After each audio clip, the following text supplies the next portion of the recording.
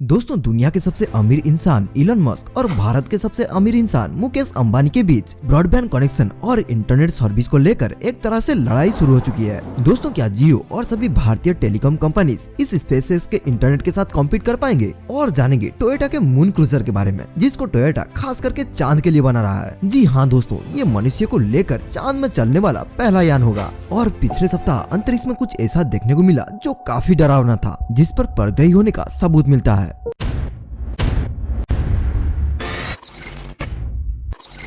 Elon Musk की company SpaceX का plan है कि इसी साल दिसंबर तक भारत में स्टारलिंक इंटरनेट सिस्टम को लॉन्च करना, जिसमें गवर्नमेंट का अप्रूव मिलते ही 2 लाख कनेक्शन लगाने का प्लान है, जो ज्यादातर 80% सिर्फ ग्रामीण इलाकों में ही लगाए जाएंगे और 100 कनेक्शन को फ्री में दिल्ली के रूरल एरियाज और स्कूल्स में लगाने का प्लान है। अगर स्पेसएक्स को भारत सरकार का मंजूरी मिलता है तो भारतीय कंपनी जैसे एयरटेल, बीएसएनएल और वीआई जैसे कंपनियों को डायरेक्ट तौर पर स्पेसएक्स कंपटीशन देगा। इस समय तक 4 ब्रॉडबैंड कंपनी 800 मिलियन भारतीय लोगों को इंटरनेट प्रोवाइड करते हैं, जिसमें सबसे ज्यादा यानी 447 मिलियन एक्टिव यूजर सिर्फ रिलायंस के जियो के पास ही हैं, यानी आधे से ज्यादा यूजर सिर्फ जियो के पास ही हैं। स्पेसएक्स का टारगेट है कि ज्यादातर ग्रामीण जगहों में और जिन जगहों में अब तक इंटरनेट पहुंच नहीं पाया है, उन जगहों के लोगों को ही अपना यूजर बनाने वाला है। जियो अब ट्राई यानी telecom regulatory authority of India को लेटर भेज चुका है, जिसमें कहा गया है कि स्पेस ब्रॉडबैंड के जो भी स्पेक्ट्रम है उनको ऑक्शन किया जाए, और जिसमें कहा गया है कि ब्रॉडबैंड फ्रॉम स्पेस के जो भी कंपनीज हैं उनको स्पेक्ट्रम ना देकर भारतीय कंपनीज को दिया जाए, जिससे भारतीय कंपनीज को ही भारतीय लोगों का सेवा करने में आसानी होगी। इस बात को इनडायरेक्ट तौर पर जियो के द्वारा स्पेसएक्स को ही कहा गया है। दोस्तों, स्पेसएक्स भारत में मंथली अपने इंटरनेट को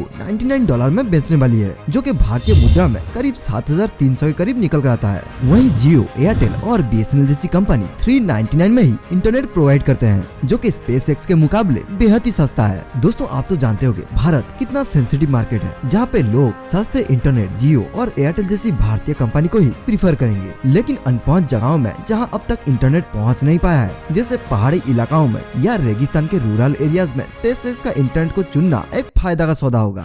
इसी के साथ हम बात करेंगे आज के दूसरे टॉपिक टोयोटा के मून क्रूजर के बारे में। टोयोटा एक जापानीज मूल की कंपनी है जो अपने बेहतरीन ऑटोमोबाइल मैन्युफैक्चरिंग के लिए पूरी दुनिया में जाना जाता है। टोयोटा हर घंटे रिसर्च के चलते $1 मिलियन यानी 74 लाख के करीब इन्वेस्ट करता है, और वैज्ञानिकों का माने तो स्पेस एक्सप्लोरेशन में चांद एक अहम भूमिका निभा सकता है, क्योंकि चांद को भविष्य में एक फ्यूल स्टेशन के जैसे उपयोग करा जा सकता है, जिसमें अंतरिक्ष के लंबे सफर में जैसे मंगल तक का सफर में भी अंतरिक्ष यान धरती से चांद पर जाकर रिफिलिंग करते हुए फिर अन्य ग्रह की तरफ बढ़ पाएगा, जिससे लंबे सफर में धरती से भारी भरकम फ्यूल ढोने की आवश्यकता नहीं होगी। और वैज्ञानिकों का मानना है कि चांद धरती और अन्य ग्रहों के बीच एक कम्युनिकेशन हब बन सकता है। इन सभी चीजों को देखते हुए चांद पर इंसानों के मूवमेंट के चलते टोयोटा अब जाक्सा यानी जापानीज एरोस्पेस एक्सप्लोरेशन एजेंसी के साथ मिलकर एक ऐसा वाहन निर्माण कर रही है जिसमें हाइड्रोजन ईंधन के रूप में उपयोग होगा, और इस वाहन को लूनार क्रूजर का नाम दिया गया है, जो कि इंस्पायर्ड है टोयोटा के लैंड क्रूजर स्पोर्ट्स व्हीकल से। इस वाहन को चांद के एनवायरनमेंट को देखकर ही डिजाइन किया जा रहा है,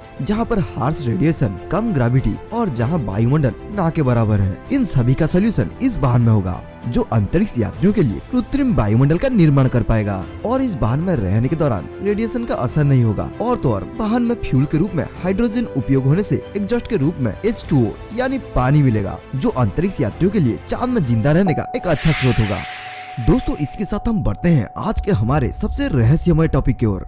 दोस्तों, ब्रह्मांड हम इंसानों के लिए हमेशा से एक कौतूहल का विषय बना हुआ है। पिछले सप्ताह ब्रह्मांड में कुछ ऐसा घटना घटित हुआ जिसको अब तक वैज्ञानिक समझ नहीं पाए हैं, क्योंकि रात के आसमान में अचानक से ऐसे लाइट देखने को मिला जो बेहद ही अनोखा था, क्योंकि ये लाइट एक बार नहीं हर 20 मिनट में एक बार देखने को मिल रहा था। और इस लाइट को ऑस्ट्रेलिया के एस्ट्रोनॉमर रेडियो टेलीस्कोप के द्वारा देखने पर पता चला ये लाइट धरती से 4000 लाइट ईयर दूर घटित हो रहा था, और ये दृश्य आसमान में देखने के बाद वैज्ञानिक इसे डरावना कहते हैं। दोस्तों, ऐसा दृश्य पहली बार ब्रह्मांड में घटित नहीं हुआ है, क्योंकि ऐसा दृश्य ब्रह्मांड में कई बार देखने को मिल चुका है। दोस्तों, 2020 के महीने में ब्रह्मांड के एक हिस्से में ऐसे 4 लाइट देखने को मिला जिसके साइड से बेहद ही तेज रोशनी आ रहा था। इन सभी को हमारे वैज्ञानिक चाहकर भी समझ नहीं पाते और ठोस सबूत नहीं बना पाते कि ये सभी रोशनी कहां से आते हैं, और वैज्ञानिकों का एक समूह इसे एलियन की तरफ से कम्युनिकेशन का एक इशारा मानते हैं। और जो पिछले सप्ताह हर 20 मिनट में एक बार अंतरिक्ष में रोशनी देखने को मिल रहा था, कई वैज्ञानिक इसे न्यूट्रॉन स्टार मानते हैं। न्यूट्रॉन स्टार, अगर मैं इसे सरल भाषा में कहूँ तो यह स्टार कोलैप्स हो जाने के बाद स्टार का जो भी कोर होता है जिसमें उस तारे का सभी मास एक छोटे से जगह में केंद्रित हो जाता है, इसी चीज को ही न्यूट्रॉन स्टार कहा जाता है, जिसमें काफी ग्रेविटी होता है जो आसपास के ग्रहों को